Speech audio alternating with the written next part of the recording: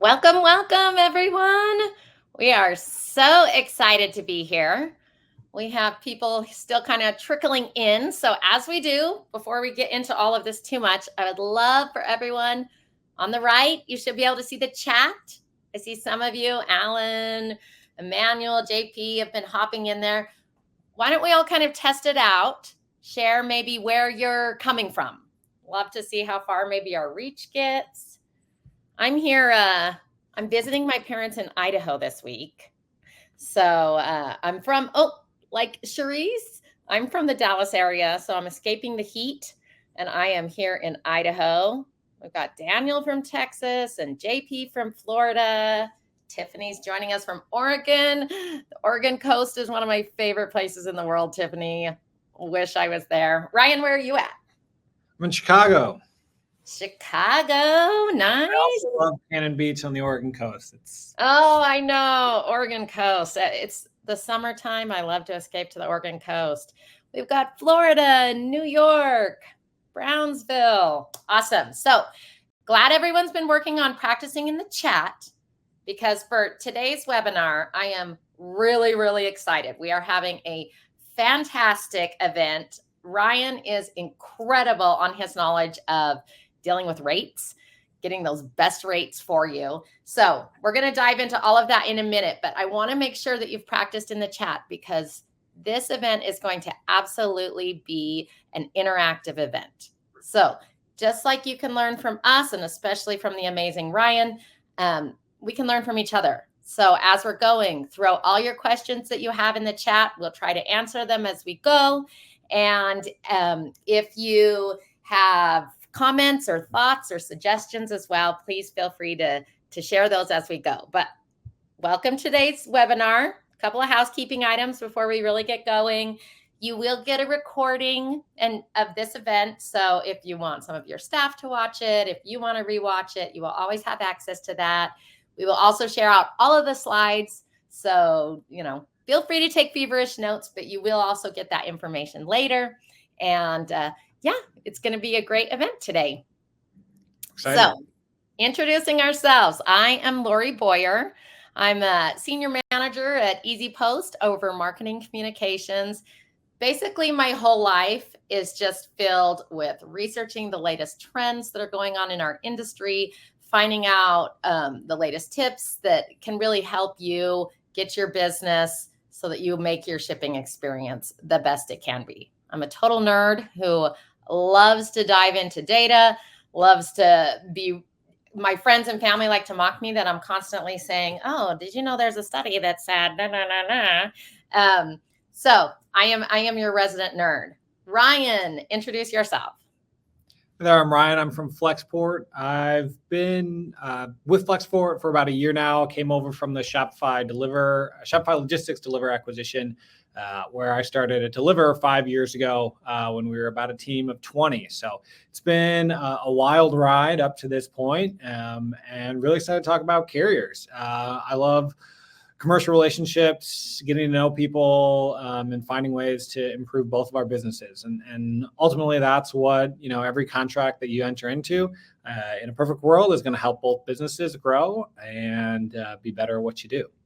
Absolutely. Love working with Flexport. They're a great partner of ours. So today on the agenda, first, we're going to just touch really briefly why rate management matters. Obviously, rate management is a big deal. We're going to talk through kind of some of the terms and different definitions we should understand with the different pricing models. And then we're going to really get into the meat of it. What are the best strategies? How can you get the best rates? How can you reduce your costs? Things that you can do to make sure that your shipping is as affordable as possible. And of course, how you make adjustments. Then we will have an official Q&A at the end. So if you have any last minute questions, feel free to throw those in.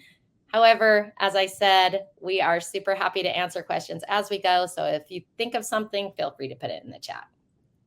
Okay, let's talk a little bit about why rate management is important, how it's shown, to stand out, and why it's a big deal. I know I've read a study recently that said, costs, logistics, shipping make up a huge percent of your revenue. 10%. I've heard that can go higher. Ryan, share with us a little bit. Where do you see the biggest impact of rate management and the reason it's important? Yeah, rate management is so important because as you're looking at that 10%, specifically today, we'll be talking about that final mile rate. And that usually makes up around 2/3 of that entire bucket is in that final leg. So, typically you can move something from overseas to your warehouse and spend 20, 30, 40 cents a unit. And then to move it from that warehouse to a house a mile down the road, you're going to be spending usually dollars and dollars depending on what size it is. So it's so important to make sure you're really focusing on that. Every percentage you can get on your last mile savings is going to be huge overall, much more than anywhere else across your supply chain, as far as how you can achieve your savings goals and your cost goals for the year. Absolutely. And shipping can be a huge competitive advantage if you're getting a tiny bit of a better rate. Shipping's often about the nickels and dimes, the numbers and small percentages here and there. You can really, have a significant competitive advantage. What about customer loyalty and satisfaction? What have you seen about that? Yeah, great question. Rate management again is cost and then it's quality. So customers want to get their package when you tell them they're going to get it. Obviously there's a lot of push for faster shipping, but ultimately if you tell the customer it's going to be there in 7 days, they expect to be there in 7 days, and they're happy if it's there in 7 days. If you tell a customer it's going to be there in 2 days, you need to get it there in 2 days. So understanding which carriers are going to meet their promises is huge for your reorder. All the studies show if you're late on your OTD, again, whether it's a 2-day or a 7-day, and you're not OTD delivering it on time delivery, then that customer is not very likely to repurchase from you. Especially if it's their very first experience with your brand and it's late, it's a huge hit. If they're a return customer over and over again, it's 1 day late on a product, it's going to matter less. But that first time is really a reflection of your brand. So choosing your carriers carefully and making sure that they are getting the product there on time is definitely important. Yeah, absolutely. Okay, so let's talk a little bit then. I want to hear a little more about kind of the different pricing models that are going on. Help me understand better. I know you're kind of an expert in this. How are carriers setting their rate? What should we understand? Yeah, so every carrier is a little different, which makes rate shopping and putting together your algorithms and trying to figure out what the correct thing to do is a little difficult. So some carriers, some sections, some weight bands are going to have flat rate shipping. So anywhere from this price to this zone, we're going to give you one rate. So on the lower end, you're probably giving up some cash, and on the higher end, the farther zones, farther weights, like it's probably a pretty good deal for you. Other carriers are going to be every individual cell is going to be different. So they're going to put in your distance, your weight, as well as your gravitational weight versus your dimensional weight. So again, this is where each carrier differs and how they do it. But if you have a really lightweight item that takes up a lot of space, they're not going to just charge you for the weight of the item. They're going to charge you for how much cubic capacity it takes up, within their trucks. And so that's where they have what's called their dim factor, and they have a calculation. The higher the dim factor, the better off you're going to be as a shipper in any situation. You want to push that as high as possible to give you the most flexibility on your packages. But again, you're also talking service levels. You're going to pay extra if you want scans sooner than later. Every little piece of their business, they have to make a decision. Is this a priority for them? Do they need to prioritize this and ensure this happens by a certain time? Or are you going to pay less and lose some of that, that service level, that priority? So, hey, we're going to deliver this on time, but maybe we're not going to scan it in its first induction scan on this day. We're going to let it be, it might be 2-3 days, but we're going to get it there when it's supposed to get there. So understanding what you need for your business and what that carrier specializes in is incredibly important. That absolutely makes sense. And I think it's kind of sad, but a little true that, they're going to charge you as much as they can, as much as they can get away with. So, maybe even if it's not a super heavy package, if you've taken up a huge amount of space, that's going to be a problem. So Yep. What is the difference between a published rate and a negotiated rate? These are a couple terms we always have to know.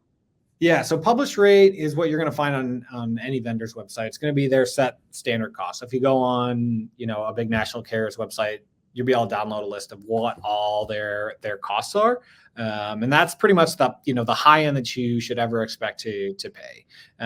Versus negotiator rates, when you reach out to the carrier and say, hey, I want to exclusively give you my volume. This is how much volume I'm going to give you. Orders per day, per month, per week, and I want lower rates. And generally, they're going to give you a percentage off of their published rates, especially for the larger national carriers. That's how they'll display it to you, and then you can also negotiate on the things like we talked about, dim factors, surcharges, fuel surcharges, all those. You can negotiate additional discounts on those to come through.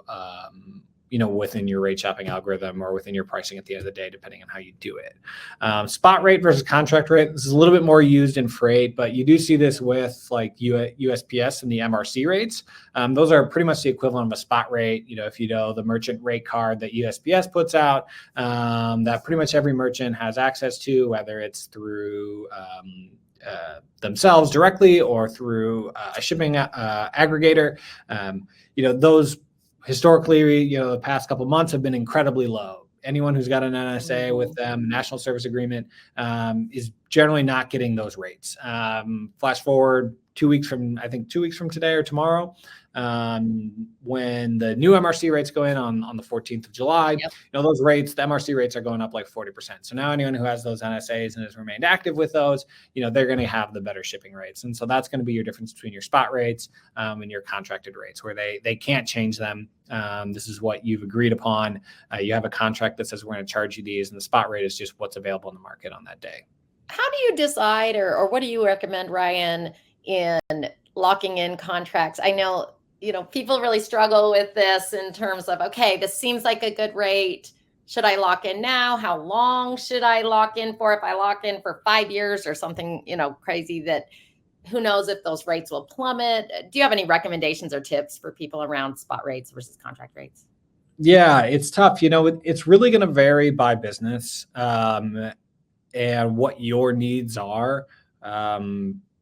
Historically, if you run it over a long period of time, you are better off on a contract rate. But if you're looking only at short windows of time, there's been plenty of times where spot rates have been significantly better. And so anything you can do within your own contract to allow you for that flexibility. Not having penalties for, minimum volume requirements, things like that, that will allow you to, hey, I got this contract rate and it's pretty good, but, somebody else has come back and they have better rates. Maybe I want to shift over there. Ensuring that you don't have, as best you can, any sort of volume commitment where you have to keep to those contract rates will allow you to renegotiate and potentially take advantage of some of those spot rates sooner than later. Okay, perfect. A couple of great insights here from Ryan. One is that those published rates, on our top point there, that is always the ceiling. So you will never be above published rates, but that is the top. So you can get lower than that. And then also, try to, if you're doing those contract rates, lock in without a penalty, so that you do have a little bit of flexibility. I think those are a couple of great tips there. Make sure we didn't want to miss them. Okay, so then let's get into it. This is the strategy. How are we going to secure the very best rates? The first thing, time and again, is about technology. Technology can be absolutely your best friend when it comes to rates. Ryan, explain more about that.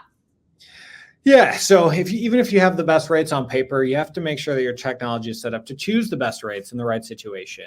And so, here at Flexport, we have a very complicated rate shopping algorithm. We work very closely with EasyPost to put this all together to make sure that on any given day for any individual package, we're choosing package at the lowest rate that's going to meet our OTD promise to our seller or whoever's purchasing it.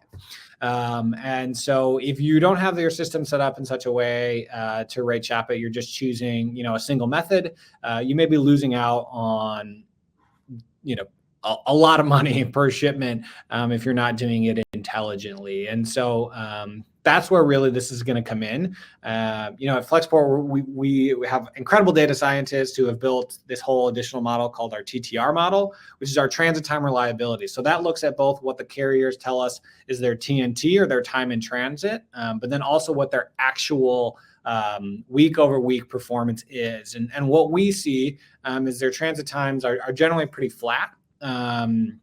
Versus the TTR is much more dynamic. So on some days they deliver it, on a Tuesday, this route may only take 3 days versus their TNT is 4 days. Well, we know, hey, on Tuesday, we can make a 3-day SLA by giving it to this merchant, giving it, in this route on a Tuesday, but on a Wednesday, that's not going to work. And so looking at those, details very granularly allows you to choose cheaper methods that are going to, meet or exceed your customer expectations.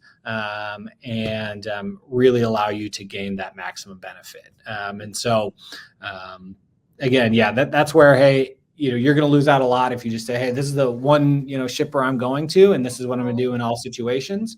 Understanding how these all, ebb and flow and these carriers work together. Everybody, just like, within, everyone else's business, everyone's got strengths and weaknesses. Everyone's got areas that they perform really, really well, because this is, at the end of the day, it's still a very manual, very human-driven business, and some locations are going to have better managers, better teams, and they're going to perform better on a daily basis. And ensuring that your system knows where those are and automatically funnels orders correctly is huge.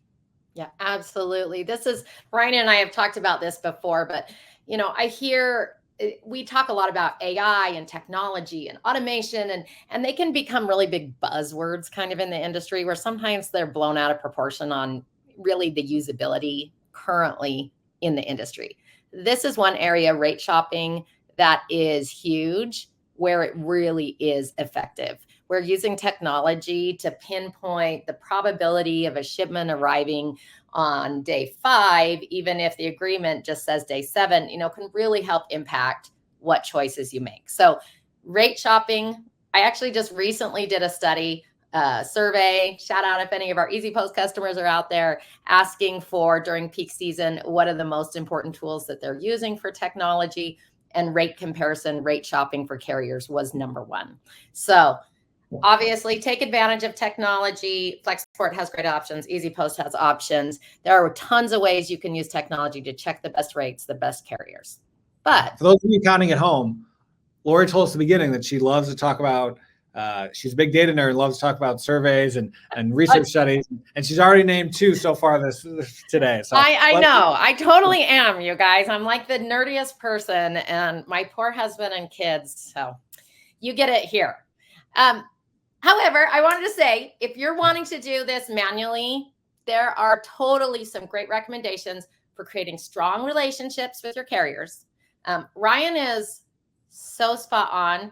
Please do not try to rely on a single carrier. I do still talk to multiple customers who kind of rely on, for a huge portion of what they do, single carrier. It's not that safe of a way. I think, as we all learned through COVID and whatnot, that if something happens, there's so much going on in the world. You need to kind of have those relationships across carriers. So relationships, Ryan, mentioned it. This is a really, really relationship heavy industry. I've worked in a few different industries, and this is one of the most relationship heavy. Those relationships are really critical. And whether that's with your, a shipping software, a shipping aggregate, or whether that's directly with a carrier, having these relationships are going to be really important. So Ryan, let's first start talking about touch points. We often, there's ways to touch base with these relationships weekly, monthly, quarterly. What kind of sort of touch points do you recommend that people have? Yeah, so a lot of it's going to be dependent on your business, on your size, what you're doing, right? But typically, having a weekly conversation with your carrier reps is going to be huge. Going over costs and performance. So one of the things we'll talk about later is what we call our invoice variance, which is a huge thing to make sure you're paying attention to and having those conversations with your relationship. Is, hey, we thought we were going to pay X, but we paid Y. what happened here? Is this our fault? Is this something we need to fix? Or is this your fault, something you need to fix, to make sure, we're paying what you think we're going to pay. So that's one big thing that you're going to talk about in your relationship meetings. The other one is your performance. Are you getting all the things you're supposed to? Are they scanning like they're supposed to? Or is that data flowing to you like it's supposed to? Is it being delivered on time like it's supposed to? And then the other one is the qualities. So beyond even that, like, how much are my packages getting lost? How many of them are getting damaged? How are we fixing this? What are we doing to improve? What is coming down the pipe that I can, rely on? And having these conversations with each of your carriers or your aggregators or whatever to understand, your business deeper is going to be, very impactful for you. And this is where, we recommend, yes, like having one carrier.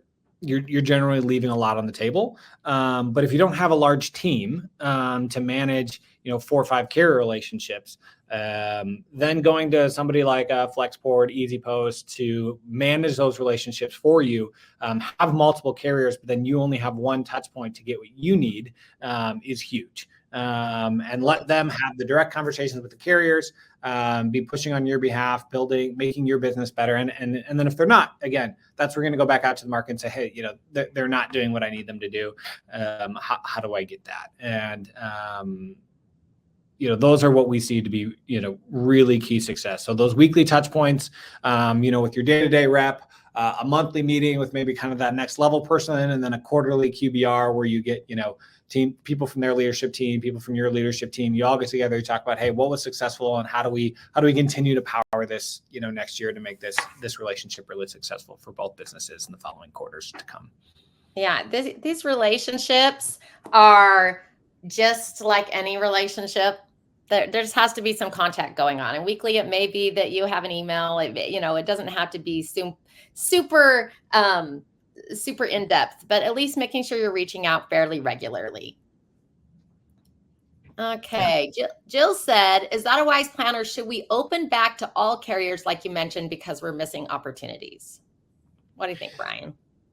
Yeah, again, it depends on the size of your business and how you're doing it. If you're shipping, 1, 2, 3,000 orders a day, a lot of times it makes sense to go with a relationship like Flexport, like our parcel services, where we are negotiating with you, taking your volume and negotiating that with a bunch of other people's, and lowering carrier costs across, 5, 10 carriers.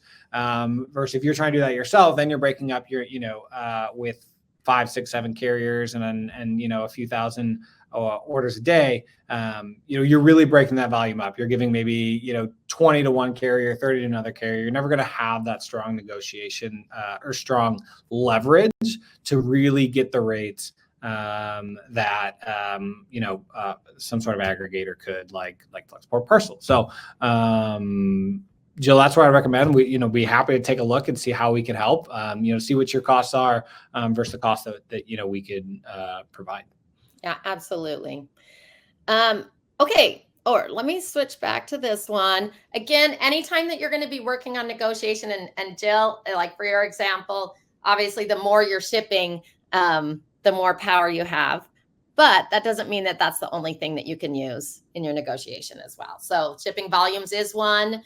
What are some other things that you should gather? It looks like we have shipping lanes, service levels. What kind of things should people be making sure they're including in their negotiations?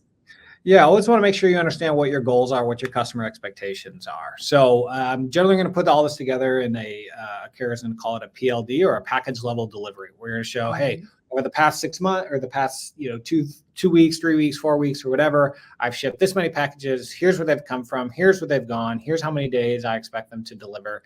And be very open. Like, this is my goal price. And know what your goal price is, and understand if it's what makes sense for you to change to a different carrier. Hey, if I can save 10 cents a package, it makes sense for me to move to a different carrier. So be like, hey, this is my goal. If you can meet this goal, great. But if you can't, let's both move on. And so being very clear about what your goals and what your needs are is going to make your negotiation a very smooth and easy process. Because I don't think any of us want to go through and have, a carrier lose a bunch of money on our behalf. It's not sustainable. Like, you might get it for a few weeks or maybe a few months, but long-term, it's not sustainable. Eventually they're going to raise your rates. They're going to cut you. So you want to make sure it works for both businesses, and being very clear about what your goals are is going to allow that to move very quickly. Absolutely. So you don't waste a whole bunch of time, right out the gate. These are my goals. Oh, yeah, no, we can't hit those. Okay, thank you. Goodbye. Yeah, it is absolutely true. Make sure you have your list and that you're ready going in, knowing, and don't get hung up on maybe one item when you've got 4 or 5 things that you want to discuss. Maybe something's a deal breaker in there. So get it all out on the table, then move forward and discuss. Because as Ryan said, sometimes it just doesn't work for either party, and it's not worth the time. And we always have the cost of time. So pooling shipments is always great. Finding ways to consolidate. What are your thoughts around pooling? Any tips on that, Ryan? Yeah, pooling is great, and largely that is a lot of what we do. At Flexport, we are a 3PL. We own and operate buildings in each of the 5 major shipping markets across the country: Chicago, New York, LA, Atlanta, Dallas. And so we pool all that volume together, and then we work with shippers who are shipping outside of our facilities, who want to get access to our great discounts through all that. And we bring their volume in, sort it, segregate it to different carriers, and help provide those discounts. The other thing that comes up a lot is zone skipping. And I think we'll talk about that a little bit later, but that can be, it can be great. And it also can be very challenging. The other thing when you're talking about pooling is get to know your neighbors. If you're in a warehouse park with a lot of different companies, go talk to them. Find out if you can put that volume together. If each of you are getting a pickup from a national carrier, if you can pool that down. If you only need, if you have 4 trucks showing up at your office park every day, but you only need 1 or maybe 2, if you all pull that volume together, you can get lower rates across the board on your carriers by just working together as one. And so essentially, just like, your business, every business, the more volume you can aggregate with the less touch points, it's going to make your life easier. And that's what they want to do as well. So it's a win-win for all parties. Yeah, absolutely. I really love that tip that Ryan threw out about pooling with your neighbors. I have spoken to a couple of different companies who have done that really successfully in lowering rates just by working with people who are nearby. And of course, 3PLs, that's what they do as well, if that's something that people are interested in. Okay, so just a couple of tips as you're going in when you're doing presentations, kind of as we talked earlier. Make sure you're presenting all that data clearly. Make sure that you're saying this is what is standard. Highlight where you're not getting what you want. I need this to be done within this range. And then again, make sure that you're just backing up your argument. Make sure that you know what is current and what those industry reports show about it. You'll get these slides, but I've compiled some lists of places where you can make sure that you're staying in the know. Part of any sort of negotiation is knowing what the standards are and being able to make a good argument. So I've included a bunch of resources here that you can use that I highly recommend that you keep up to. A lot of them have newsletters, information that as you're going into negotiation times that you have that in your back pocket. And then make sure that you kind of have your agenda when you're going in. Review the data. What are your on-time delivery rates? What are your damage rates? What were accuracy, invoicing? Were there service failures? What complaints do you have? And then look for opportunities of where it can be improved. Maybe you're having new service offerings or shipping volumes. You've got an upcoming promotional period or seasonal spikes that you're wanting to discuss. Just make sure that you have all the information ready to go beforehand, and that will make sure that you have the best possible negotiation. Anything else you want to add to that, Ryan?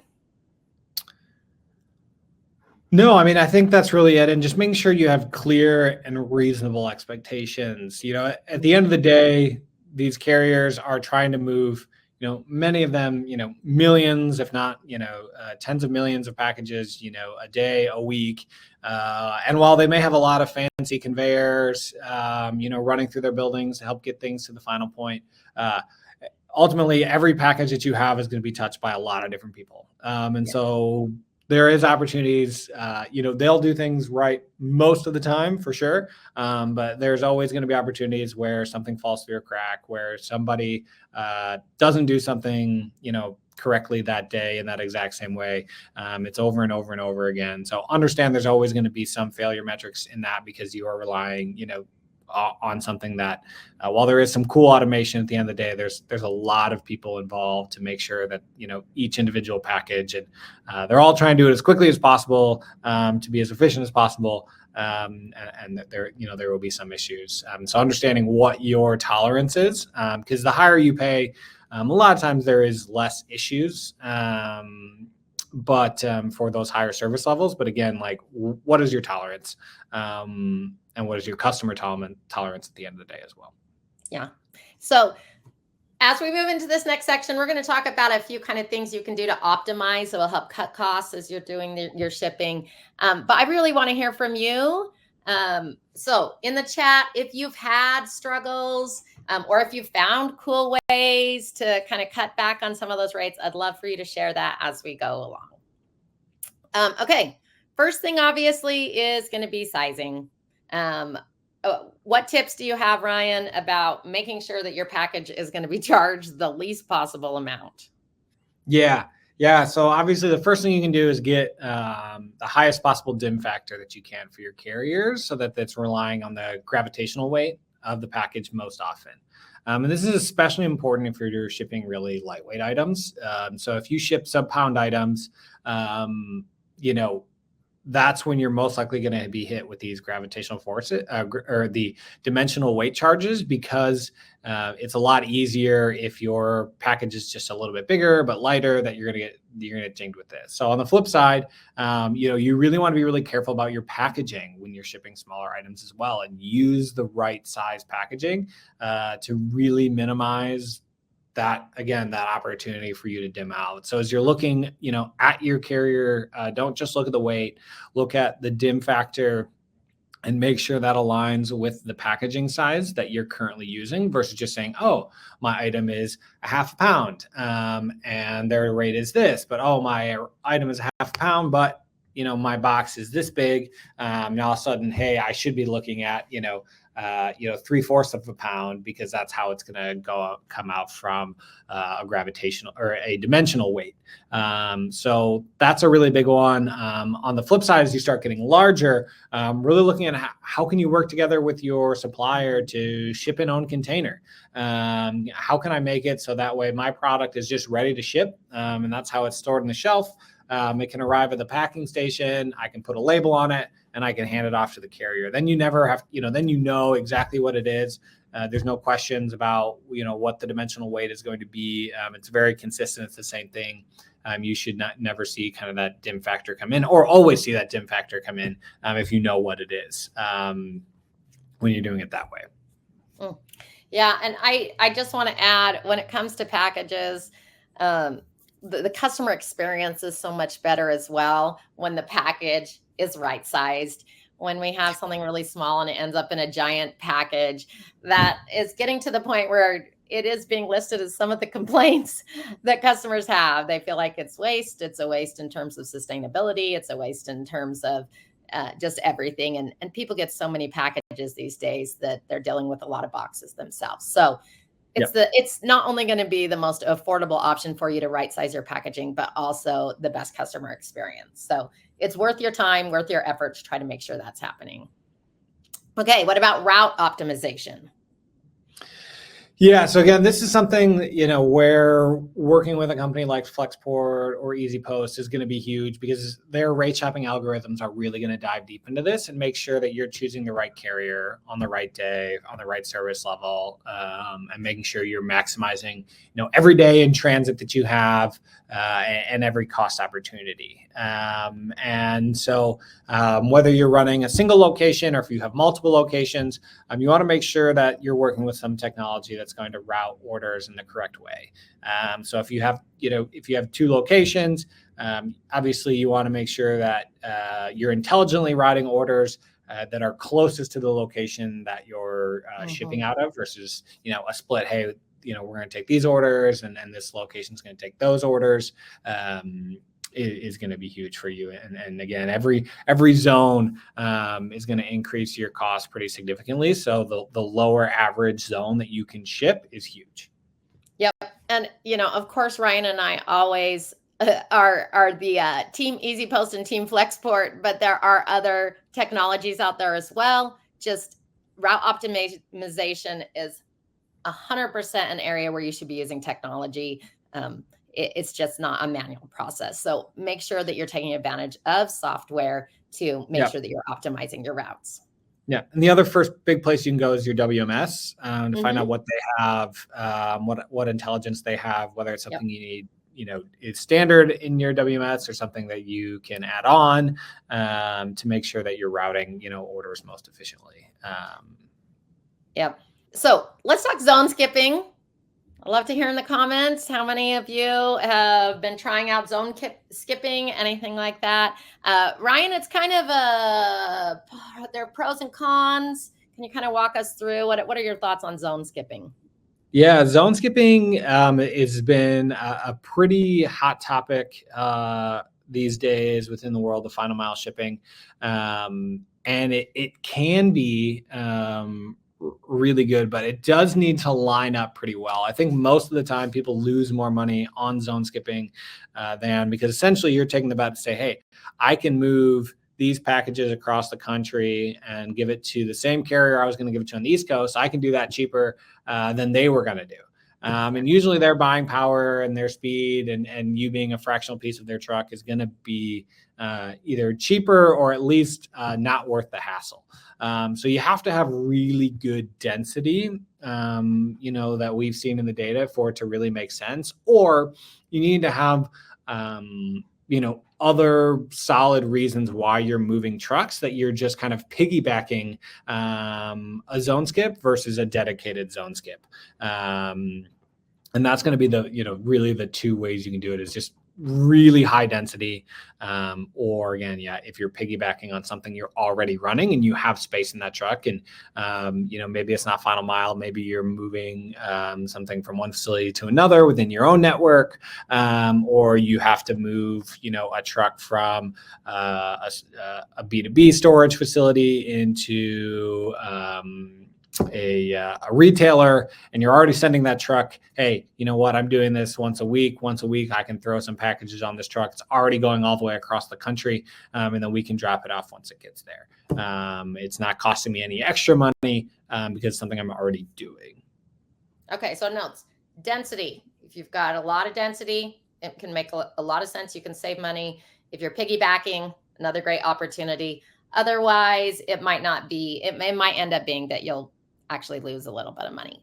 But on the positive, regional carriers, I love regional carriers. Regional carriers are a fantastic way to reduce costs. Ryan, tell us more about regional carriers. Yeah, regional carriers, there's so many coming up, new ones starting. The barrier to entry has become, really low on a lot of this, which is great for you as a shipper because it's just putting a lot of competition and really driving everyone to be as efficient as possible. And the great part with regional carriers is, you're going to get a delivery radius from where you drop it off that, is certainly going to be smaller than going with a national carrier.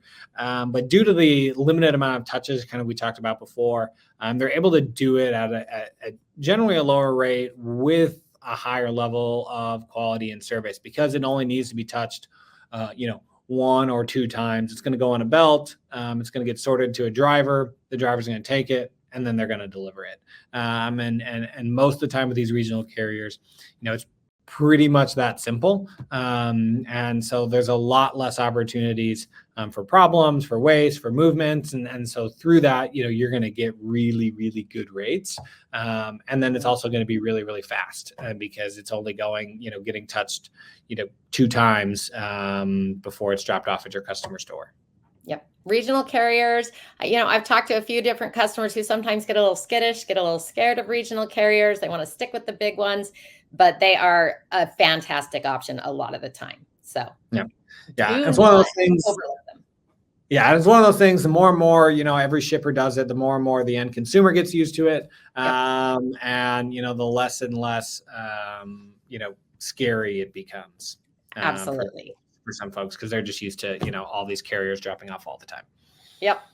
Okay. So obviously then part of your system, you've tried to optimize everything you're doing in your packaging, in your shipping, zone skipping, regional carriers. You've negotiated with the carriers, or you're working with your shipping aggregator. At that point, you're going to have to just keep monitoring and adjusting. Nothing is really ever done in our industry, I think we all know. So monitoring and adjusting. Let's talk a little bit about auditing. What do we recommend in terms of how often we should be trying to negotiate rates? What kind of thoughts do you have here when it comes to this process, Ryan? Yeah, great questions. So first off, you got to look at your invoices. Don't expect what you don't inspect, right? The old saying. So make sure that you're reviewing, at least at a high level. Your system should be able to tell you, I expected, based on what I purchased, I expected to spend X amount of dollars this month. And I have an invoice for Y. And make sure that those match up, within a reasonable limit for yourself, right? Is it worth, if they don't match up to $5, is it worth you trying to figure out where the $5 is? Depends on your business. Everyone's going to have what threshold is kind of acceptable. But when you're seeing those, are off in an unacceptable way, you definitely got to dive in and figure out, is it you? Are you putting it in too large a box? Are you not factoring in, the most updated surcharge? Or is it something from them? Are they charging you something that is not in the contract that, you negotiated to not be a part of the contract? It's supposed to be X, but they're charging you Y, and making sure that they're getting it updated. Again, so much of this is so manual. This isn't done, in bad faith. It's, hey, I had to go with this new contract. I had to go update 600 line items to make sure that this bill came out correctly. And the person who did it updated 598 of them, and 2 of them, they got missed. And so now your bills are incorrect. And so just making sure you're hyper vigilant on that, and looking at it. As far as, when to renegotiate, that's going to be really, again, business specific. But anytime there's a substantial change in your business, you're going to want to look to renegotiate. Substantial growth, generally substantial growth, or somebody else comes in and offers you, even lower rates, or a different carrier. You can say, hey, look, I want to give you an opportunity, to keep this business. Somebody else is offering me this. What do you want to do here? And allowing them that opportunity, for having serviced your business, for whatever period. That's when you should renegotiate. Yeah. And I want to, follow up with what Ryan was saying about auditing and making sure that you're reviewing. I'm nerdy here again, but I was recently reading an article, and it was talking about, I'd done a little study around discrepancies, around overcharges, and the majority of the time during audits, they are found. There are just mistakes happen, so just make sure that you are regularly looking through all of your invoices, making sure that you do have everything matching up correctly, so that then you can submit, claims for refunds within, your carrier specific kind of timeframes, so that you can make sure that, and if these are kind of recurring issues or recurring problems that you're seeing, make sure that you're bringing that to the table in some of those discussions. So it's important for you to keep that oversight going. Yeah. And depending on your, BI, your business analytic tools, like business intelligence tools, you could set up, some complicated SQL queries to run and pull the major discrepancies for you. Or, you can even do it with some macros in a Google Sheet to just dump in, your latest carrier bills along with, what you expected when you purchased those, and, highlight the tracking codes, which are showing, a large discrepancy. So in general, it's not, overly burdensome to set something up pretty quickly to highlight the biggest problems quickly. Yep. And then you just got to make sure you're staying on top of it. So if you are shooting out an email to someone in a week, then you say, hey, I'm seeing this discrepancy, or what's going on with this? So keeping those lines of communication open. Finally, I think it's really important that you've got to stay up with the trends of what's going on in the industry. Sometimes, carriers have all the power. Sometimes shippers have all the power. And those trends are constantly shifting. So just make sure, again, you're subscribing to some of those industry publications, that you are attending conferences, webinars. You're here, obviously, to learn, trade shows, join professional organizations, monitor those carrier announcements, any big carrier announcements. I'm guessing it's similar with Flexport, but if you follow the EasyPost blog, all carrier announcements, all changes to pricing will all be listed there. So there's just make sure that you're queuing in and being connected to people who are talking about the trends. Even on LinkedIn, you'd be able to get some great insights. Any other recommendations you have, Ryan, on how you just stay connected and make sure that you're knowing, the latest? Yeah, again, just make sure you're working with whoever you're working with to get your shipping labels, working with them very closely, whether it's a carriers directly or an aggregator who's, helping get you the best rates. They're going to know what's going on as well, and keeping very close in touch with them and hearing what they say. But, overall, it definitely does ebb and flow between a buyer's market and a seller's market. And right now, the odds are in your favor with the expansion of all the different carriers, and kind of a bit of a shrinking market as far as consumer spending. Everybody ramped up to be able to host a lot more volume as COVID, and as numbers are coming down, there's a lot of fixed cost leverage that needs to be happened. And so, you definitely have, as a negotiator, you definitely have more power right now than in other times. Yeah, it's the perfect time. It really is a shipper's market right now. So make sure that you're taking advantage of, the kind of power that's in your hands right now. So we are going to have our Q&A, but before we do so, I want Ryan to take a minute to kind of introduce Flexport. Really glad that they were able to join us here today. And so Ryan, take it away. Yeah, thanks. Super excited. Flexport, if you don't know, we're a global supply chain company, and our goal is to make e-commerce easier, commerce easier for everyone, whether that's online or B2B or through retailers. It's a very complex solution, global supply chain, and we feel that anytime that a brand owner is thinking about supply chain is probably time wasted. They should be thinking about their growth, their product, their company, and let us think about their supply chain for them and help optimize it as much as we can. And so that's what we're set up to do, as a company. And we've worked really hard, and through the acquisition of Flexport, or through the acquisition by Flexport of the Shopify logistics delivery ecosystem, we are now fully set up to help customers from factory floor to get it to the customer's door, and that the merchants don't really need to be super involved in that side of their product. They're really going to be focusing on what their next product is, how do they sell it, how do they get it in front of more people, not how do we get it to our customer's door. And so, we offer that full service. There's also custom services, air freight. So however you're shipping, however you're moving goods, Flexport is here to help. Specifically, what I do and where my area is overseeing our parcel team, which oversees all of our last mile deliveries, our trucking teams within our omni-channel fulfillment. And so, what we're set up to do is provide you and your customers an opportunity to get really great, affordable shipping. And so you bring it into one of our facilities, or we can go pick it up from your facility and bring it into our sort centers.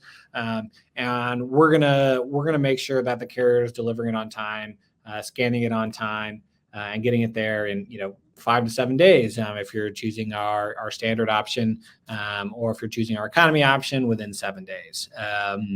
We're here to help make sure your shipping costs and your shipping experience for all your customers is great.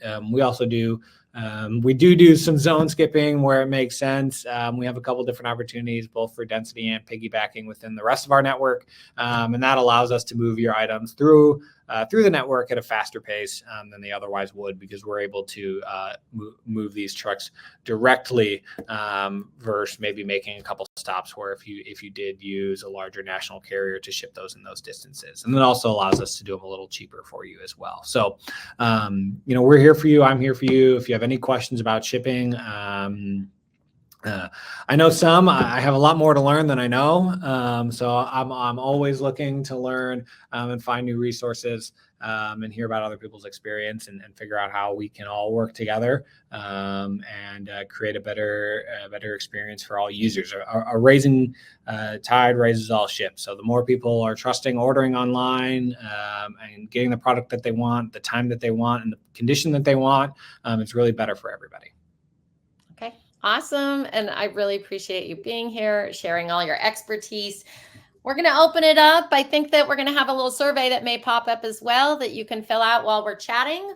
But now that we turn the time back over to you, dear audience, what are your biggest questions around getting the best rates, making sure you're not missing out on opportunities? Let us know in the chat, and Ryan and I will sit tight while the survey goes.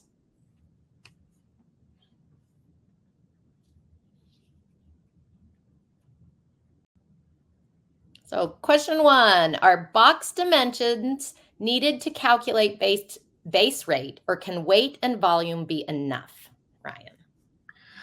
Great question. You are going to want to know the box dimensions, because that's where it's going to come into that dim factor. So if you're using a larger box than basically the carriers decide is needed for the weight of the shipment, they're going to charge you extra. And so that's going to be a key factor in understanding, what your out the door cost is going to be. Yeah, absolutely. And you can usually find those, the different dimensions on the websites, and so that you can know what is expected. Great question, Emmanuel. Anyone else?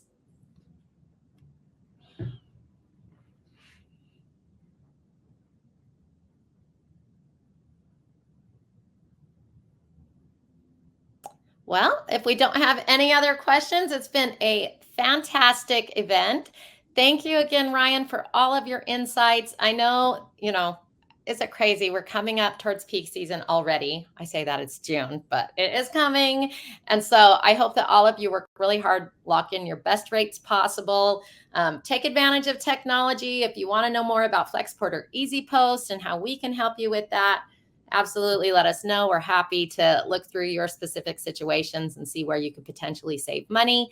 But any final thoughts before we sign off here, Ryan? I just say, like you said, if you haven't started planning for peak, you're probably behind. Christmas is 6 months from yesterday. So we're already halfway through our ability to be ready from last peak to next week. So we're here to help. You can, you know how to find us. We're on LinkedIn. You may have, that's how you found the link, and reach out to any questions. Happy to help you and happy to help your business. That's what we're here for, is to make your businesses better. That is so true. Appreciate you being here. Thank you so much, and good luck. Happy shipping, everyone, and we'll see you next time.